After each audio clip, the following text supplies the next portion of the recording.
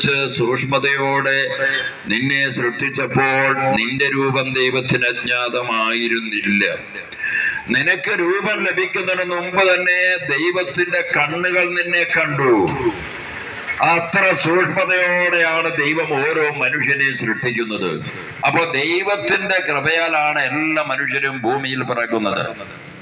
അപ്പൊ അതുകൊണ്ട് തന്നെ എല്ലാ മനുഷ്യരുടെ ഉള്ളിലുള്ള ജീവൻ, ആത്മാവ് ദൈവത്തിന് വളരെ ബലപ്പെട്ടതാണ്. ഈ നിത്യജീവൻ എല്ലാവരും പ്രാപിക്കുക എന്ന് പറയുമ്പോൾ ഒരു മനുഷ്യനൊഴിവാതെ എല്ലാവർക്കും ഈ രക്ഷ ആവശ്യമുണ്ട്.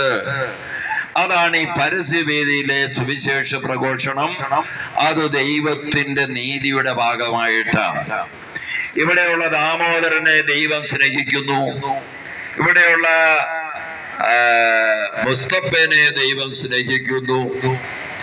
ഇവിടെയുള്ള ആമിനെ, സുലോചന മാത്രമല്ല, എല്ലാവരെയും ദൈവം ഒരുപോലെയാണ് സ്നേഹിക്കുന്നത്. അപ്പോൾ എല്ലാവരുടെയും ആത്മാവ് ദൈവത്തിന് വിലപ്പെട്ടതാണ്. അപ്പോൾ നിത്യജീവന് തടസ്സമായി നിൽക്കുന്ന മനുഷ്യന്റെ തടസ്സ ഘടകം പാപമാകയാൽ ദൈവം ഒരുക്കപ്പെട്ട പദ്ധതിയാണ് പിതാവായ ദൈവം തന്റെ ദൈവത്വം വേണ്ടെന്ന് വെച്ച് യേശുക്രിസ്തുവിനെ ലോകത്തിലേക്ക് അയച്ചത്.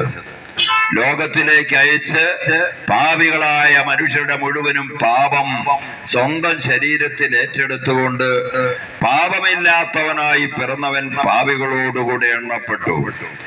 രണ്ട് കള്ളന്മാരുടെ മധ്യത്തിൽ കുരിശിൽ തറയ്ക്കപ്പെട്ട് മരിച്ച് മനുഷ്യ സങ്കല്പത്തിന് ഉൾക്കൊള്ളാനാവാത്ത വിധം പീഡ സഹിച്ചു. ആ പീഡ സഹിച്ച് തന്റെ പീഡാസഹനം വഴി, കുരിശു മരണം വഴി പാപത്തെയും മരണത്തെയും പിശാചിനെയും പരാജയപ്പെടുത്തിയ ക്രിസ്തു, ആ യേശു ക്രിസ്തു മനുഷ്യർക്കെല്ലാം രക്ഷ നേടാൻ, നിത്യജീവൻ നേടാനുള്ള വഴിയൊരുക്കപ്പെട്ടു.